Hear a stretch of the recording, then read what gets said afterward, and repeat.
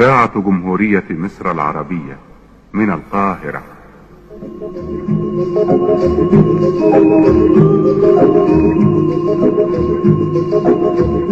من حديقة الشعر والكلمات أقدم لكم قطرات الندى، لمحة شاعرة نقدمها لكم كل صباح. بالسلامة يا حبيبي، بالسلامة بالسلامة تروح وترجع بالسلامة، بالسلامة يا حبيبي، بالسلامة بالسلامة تروح وترجع بالسلامة، تيجي زي إذاعة جمهورية مصر العربية من القاهرة تقدم كلمتين وبس.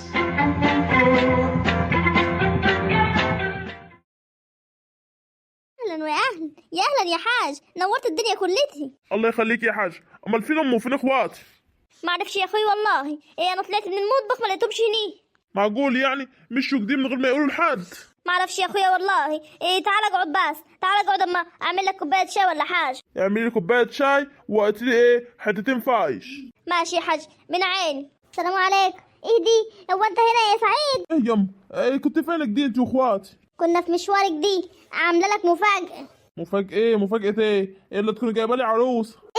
انت عرفت منين يا والد؟ انت بتتكلمي بجد يما؟ ده انا بهزر. لا جد وجد الجد كمان، جبت لك عروسه زي الفول. عروستي يما وبتاع ايه؟ انا عايز اتجوز بناتي وخلاص، انا لسه هتجوز خلاص بقى الحمد لله. بالله ابدا، لازم تجيب الواد اللي يسندك ويسندنا. خلاص يما ده نصيبي بقى، هنعمل ايه؟ واد وبنت وكله حلو الحمد لله.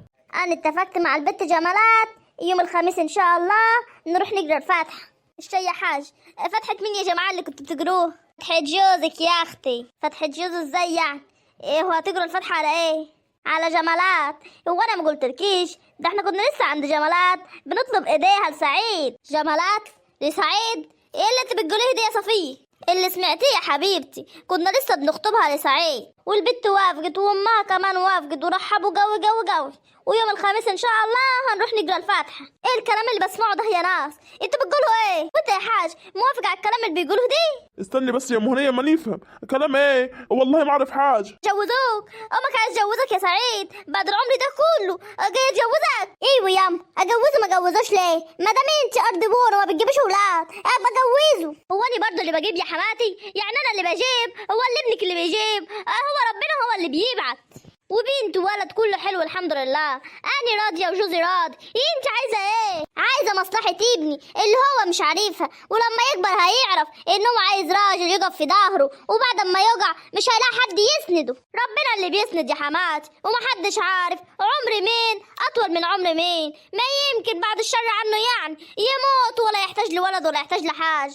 يبقى بناتك هيحتاجوه لما رجالتهم دي تزعلهم في حاجه. لا انا اللي يزعل بناتي اقطع خبر بايدي، مش هستنى حد يعني يجي ياخدني بطاري. لا يا اختي برضه مش هيعملك استعنى قد ما يكون في راجل. ليه يا اختي؟ ما في سعيد، في عموهم، في خالهم، في اي حد لازم يعني يكون عنده ولد، وبعدين ده نصيبه في الدنيا. وبعدين انت ضمنت منين ان الجمالات دي هتجيب له الولد؟ ما يمكن خلفة ابنك كلها بنات. ايه اللي انت بتقوليه ده يا مهنية؟ يعني ايه قصدك؟ يعني اللي انا مش راجل؟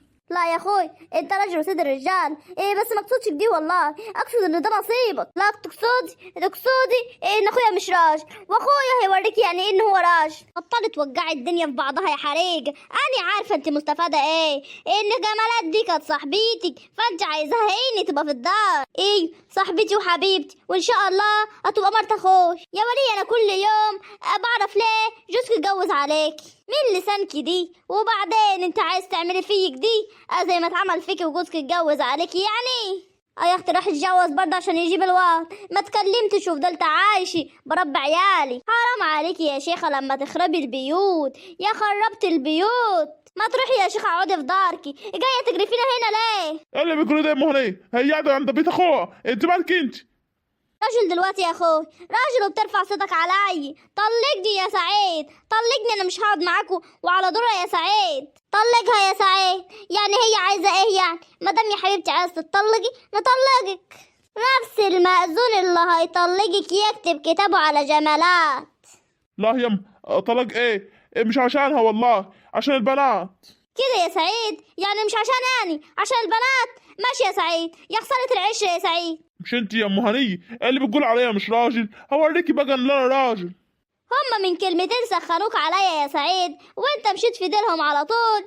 ماشي يا راجل ماشي، والله ربنا بكره ما بيسيب. كلمة حسب الله ونعم الوكيل دي مش قليلة، وهتشوفوا بكره الولد اللي انتوا عايزينه دي هيعمل فيكوا ايه. أنا كلمة وقلتيه والنبي ونبى النبي هتشوف الولد دي هيمرمطك انتي أول واحدة يا صفية ويا نايد، ومعلش يعني يا حمات.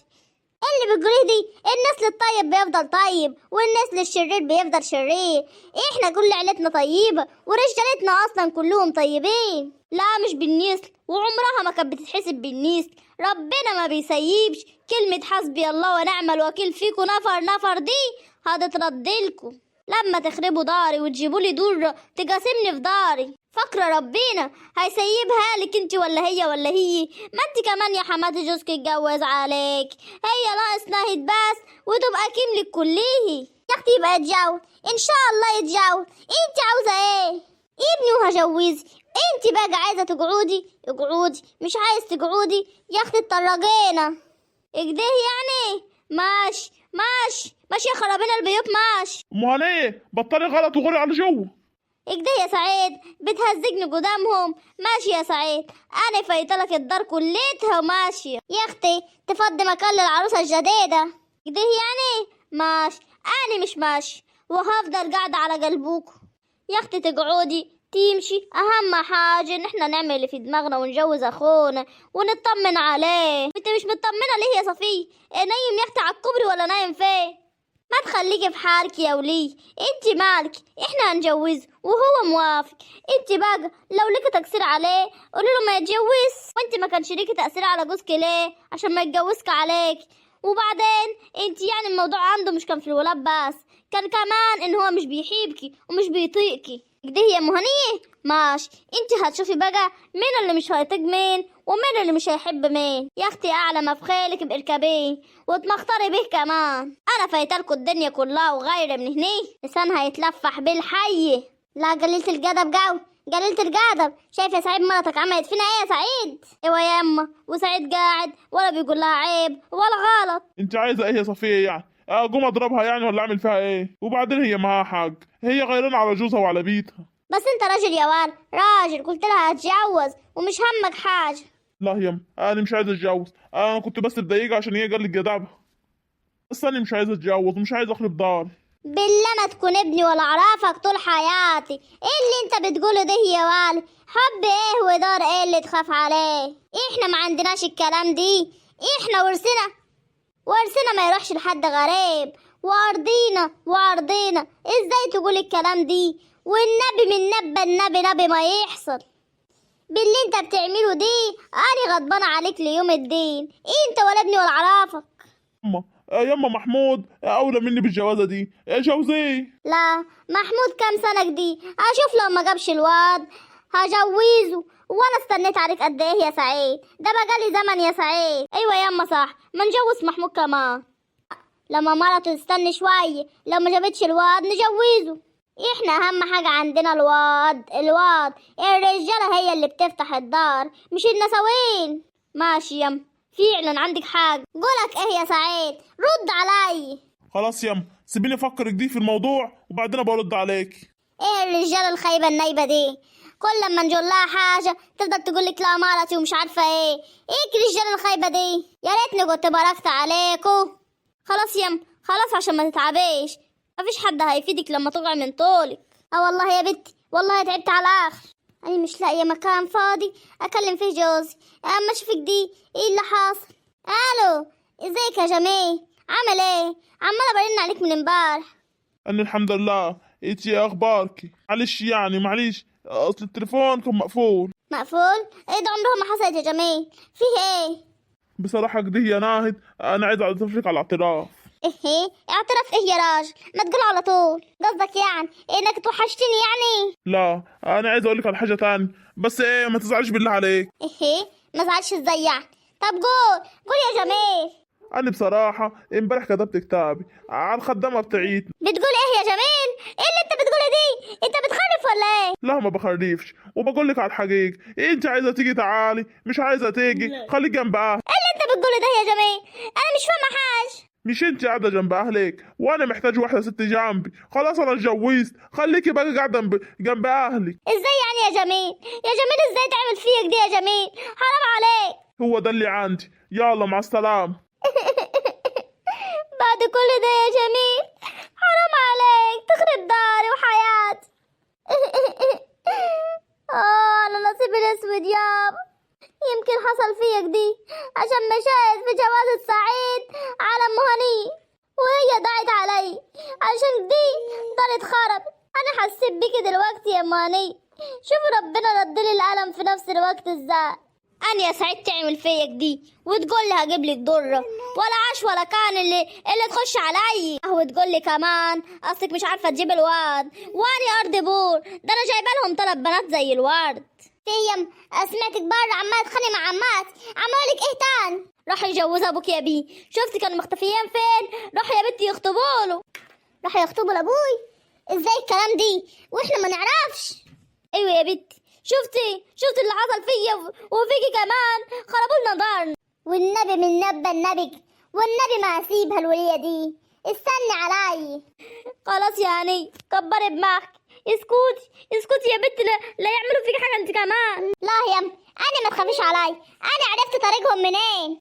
يا بنت اسكتي يا بنت، انت مش عارفاهم دول ده حليب يخربوا الدار في ثانيه، وكمان ينكروا المعروف وحتى لقمة العيش بيخونوها. لا يا انا ماسكه عليهم بلاوي، هجيبهم جديد تحت رجلي. هم كانوا لسه ما يعرفوش مين هني، بس انا هوريهم، وكل اللي طلعوه عليكي بط هطلعه عليهم وز. ايوه يا بيه، عايزاكي تبقي قويه كده ومفتريه معاهم. ده انا هعمل فيهم اللي انت ما عرفتيش تعمليه. ربنا يعينك يا بنت، احسن ما يعملوا فيكي حاجه. ام هني عايزه ايه يا ناهد؟ عايزه انت كمان؟ انا ما كنتش اتخيل منك انت بالذات دي، تخيل من صفيه واتخيل كمان من امك، بس انت لا والله العظيم كنت بحبك، بس انت باللي عملتيه دي ورحت معاهم خدي كل حاجه ما بيننا. ما تزعليش مني يا ام هني، اللي اتعمل فيكي يا حبيبتي اتعمل فيا انا كمان. الحقيقه انا عندي مصيب، انا اصلا ما رحت معاهم ما كنتش اعرف ان هم رايحين لجمالات، وما عرفش اصلا مين جمالات. انا اتفاجئت وانا قاعده معاهم هناك. مصيبتي ايه؟ كفر له الشر يا حبيبتي. في ايه؟ جميل اتجوز علي واتجوز كمان اتجوز الخدمه بتاعتي. يا خرابي اسود، ازاي يعني يعملك دي؟ يا عيني يا بيتي. ايوه والله اللي امي واخواتي بيعملوه طلع فيه وطلع فيهم برضه. ربنا ما بيسيبش يا بنتي، ما انا لسه جايلالك. ربنا كبير قوي، بس انا والله ما بتمنى لك الاذيه، وربنا اللي عالم. انا عارفه والله يا ناه انتي اغلب من الغلب، وانا دايما بحبك، بس خلاص هو ما يستاهلكيش. اقعدي معانا هني وما تروحلوش تاني. داري اتخربت يا ام هنيه خلاص، وعيالي داري كلها ضاعت، وحته الخدامه خديتها، ويقول لي خليكي قاعده عند اهلك عشان انت مش عايزه تيجي، وانا محتاج ايه؟ واحده ست. بصراحه يا ناهد حقه، ما انت رمياه يا حبيبتي وقاعده هني. طب جوز صفيه متجوز ومعاه مرته، انت تسيبي جوزك لوحده وكمان هناك في الخدامه؟ انا كنت فاكراه بيحبيني وانه عمره ما يسيبني. لا يا حبيبتي، ما فيش رجاله بتحب، كلهم يا حبيبتي اجدي خش وقاش. يا خساره الايام والعشره، كله بيهون يا حبيبتي، وبكره تنسي. انسى ازاي؟ ما انت يا ام هنيه تقولي اجدي وكمان تتريقي علي؟ والنبي من النبي لو اوريكي انت وبيتك. بنتها جاتلك يا عميتي، جدارها اللي اسود جالك. ازاي يا بنتي يا هنيه؟ وليه بتكلمينك دي؟ بكلمك ازاي يعني؟ ما بكلمك بجوجي اهو. كلمي باحترام يا بيه عشان ما اديكيش على خشمك. بقولك ايه يا عميتي، انت سويتي في ام الهوايل وكمان رايحه تجوزي ابويا، ده انا عارفه عنك بلاوي وساكته ومش راضيه اقول لحد. ايه رايك بقى لو الناس كلها عرفت اللي في الدار ان انت اللي سرقتي الحلق الالماس بتاع فاتن؟ اللي بتقوليه دي يا بنت ما حصلش، مفيش حد هيصدق الهبل اللي انت بتقوليه دي. انا مش هبله يا عمتي، وعارفه انا بقول ايه كويس. انا مصوراكي صوت وصوري وانت بتشيلي الحلق تحت السرير. الكلام ده مش صحيح، انت كدابة. فين الفيديو دي؟ وريهولي وانا هقولك اذا كان صحيح ولا لا. اول حاجة الفيديو مش معاي عشان عارفاك هتحاولي تمسكي التليفون وتمسحيه. الفيديو مش معاي، مع بنت خالتي، ومش هقولك مع مين فيه. هتلم حالك وتروحي تعتذري لأمي، وكمان تصلحيها ومش تعامليها وحش تاني، وتلغي موضوع الجوازة دي من قصله. اكده بقى ممكن امسح، انما بقى لو قلت بقصلك معاي انت عارفة انا هعمل ايه. هفرج الفيديو دي لأمة لا اله الا الله، وكل اللي عايز يشتري يتفرج، واول حد كمان عم محمود ومارته. بنت امك بصحيح قادرة. امي قادرة؟ دمي لو قادرة بصحيح كانت داست على رقبتك دي من زمان كسرتها. لما حالك يا بيه ما تنسيش برضو ان انا عميتكي. عمتي تبقى محترم وتحترم حالها قبل اما اي حد يحترمها. والله العظيم هكسر دماغك باللي انت بتقوليه دي. انت ازاي يا بت تتكلمي معايا بالطريقة دي؟ ده انا هروح انادلك ابوك، واني بقى هروح انادلك المركز بحاله. وانت يا عميتي لو عايزة بقى تتحديني فانت حرة، بس انت ما شفتش وش التاني، انت شفت هنية الغلباني، بس ثاني اللي يجي ناحية امي اعمله تاتوه على كمي. انا ممكن افوت لو الغلط فيكي، بس في امي لا. الحاجيني يا صفية، الحاجيني يا اختي. في ايه انت التاني جايه بتعيطي ليه دي؟ جميل اتجوز عليا الخدام. الحاجيني يا صفية. يا سنة صوحي ازاي يعملك دي الجبان دي؟ بصراحة يا ناهد هو عنده حق، انت قاعدة هني بقالك يام ما بتروحيش تشوفي دارك وبيتك. سبحان الله، من عمل يعمل يا ناس. اسكتي يا هنية وسيبيني في حالي يا هنية. هو انتوا فاكرين اللي عملتوه في امي هيعدي دي؟ هو انتوا فاكرين ايه؟ ده ربنا ما بيسيبش كلمة حسبي الله ونعم الوكيل دي ما بتقعش في الارض ابدا. انتي وعمتي صفية وكمان ستي كلهم جوازهم متجوزة عليهم، عشان كده عايزين تجوزوا ابويا على امي. اسكتي يا هني، اسكتي انت مش فاهمة حاجة، اسكتي خالص، اطلعي بره يا بيه. حاضر يا عمتي هسيبكم مع بعضيكم، بس خليكي عارفة ان دي عشان اللي عملتوه في امي. هي البت دي بتتكلم معانا كده ازاي؟ ايه اللي في الادب دي؟ سيبك منها يا ناه، قولي لي بس إيه يعني قالك ايه بالظبط؟ قال له انه اتجوز وانه مش عايز يشوف وشي تاني وانه افضل قاعدة عند امي. يا سنة صحى يا ناس، يا خراب البيوت المستعجل. فيه يا بيه صوتك طالع لي بر، في ايه؟ الحاجيني يام، بقولك جميل اتجوز علي الخدامي. ما انا قلتلك يا بنتي، ما انا قلتلك ما ينفعش واحدة تقعد في دارك، وكمان وانت مش موجود. ايه الكلام دي؟ خلاص ياما بقى اللي حصل، هعمل ايه دلوقتي؟ ولا هتعملي ولا هتساوي. عايزة تعيشي معاها عيش، عايز تطلقي وتعالي عيشي معانا. انا مستحيل اعيش معاه بصراحة، مستحيل اعيش معاه وهو متجوز. خلاص نطلقك ونيجي تقعدي هنا معانا. انا هبعتله اخوكي سعيد واخوكي محمود يجيبوه من قفاه. الله يما بالله عليك، انا مش عايزه شوشاري عشان العيال، زي ما دخلنا بالمعروف نخرج بالمعروف وخلاص. يما بصراحه النهد عندها حق، احنا مش عايزين مشاكل. وبعدين قبل ده كله ما سعيد هيتجوز هو كمان، وكمان ابويا متجوز، يعني هتيجي عليه هو وكمان جوزي كمان ما هو متجوز. ايه يا اختي والنبي نصيبنا احنا الثلاثه خايب زي بعضينا. هنعمل ايه يما؟ مش ابويا اللي راح يتجوز واداهم الرخصه؟ يا اختي اللي عايز يتجوز ما بيستناش حد انه يتجوز، هو نصيبنا كده بقى وخلاص. هنعمل ايه؟ الحمد لله، الحمد لله يا بنات اللي احنا ليه نقدر تلمينا. ربنا يخلي اخواتكم وهم بقى يصرفوا عليكم وخلاص. ايه ربك يا اما لما تعمل زي يعني ما تطلقش بس تفضل على ذميته وتقعد هنيه، على الاقل تبقى على ذميته لو عايزه تروح دارها ولا حاجه تشوف عيالها، وكمان تاخد منه المصروف. بصراحه يا بنت فكرتك حلو، خليكي امشي على ضرب اختك على طول زي ما هي بتعمل عميل. معلش يا ناهد، انا عارفه ان في الجو دي الموضوع بيبقى صعب، بس بعد شويه يا حبيبتي تتعودي. هتعملي ايه؟ هتعود؟ انا عمري ما هتعود، ده انا حياتي كلها ضاعت. لا ولا ضاعت ولا حاجه، هو شك فراش يا اختي يروح وفي 60 داهي ويجي مكانه يا حبيبتي ابوه. ده لو انت عايز تتجوزي ده انت زي القمر يا حبيبتي ويتمناكي 1000 واحد. انا خلاص مش عايزه اتجوز، هقعد اربي عيالي واقعد معاكم هني في الدار وخلاص. هو دي نصيبنا فعلا زي ما امك بتقول. شفتي يا حماتي، شفتي ربنا ما بيسيبش ازاي؟ ده انا لسه قايلاها، ده لسه ربنا يا ما هيسوي فيكم. انت ايه اللي جابك هنا يا وليه يا ابو مانتي؟ انت اللي دعيتي على بنتي. بنتك مين دي اللي دعا عليه؟ دي ناهد دي حبيبتي، انا بدعي عليكي انت وصفيه. يا جليلة الجدب، ايه ده ياما؟ انت بتضربني بالقلم ياما؟ ازاي تعملي دي؟ ده انا مش هسكتلك. ايه دي يا جماعه؟ ايه اللي انتوا بتعملوه دي واحده جليلة الجدب بتغلط فيي. خلاص ياما بالله عليك خلاص، انا تمد ايدك عليا ياما بعد الزمن ده كله؟ ده انا كنت عايشه لك خدامه انت وعيال. حسبي الله ونعم الوكيل فيك، حسبي الله ونعم الوكيل. اشوف انتقام ربنا فيكم كلكم. ربنا هيعمل فيكم ايه تاني اكتر من اللي عامله؟ الله لجوز سعيد الخميس الجاي عشان قلة جدبك. انتوا في ايه وانا في ايه يا جماعه؟ دي واحده جليلة الجدب ما تستاهلش غيرك، دي ما تستاهلش الواحد يتعاطف معاها. الله يسامحك ياما، الله يسامحك. خلاص ياما خلاص، الموضوع مش مستاهل. دي البت بتقولي في وشي حسبي الله ونعم الوكيل فيك وبتدعي علي. سيبك منها ياما، انا عارفه هتصرف مع الوليه دي ازاي.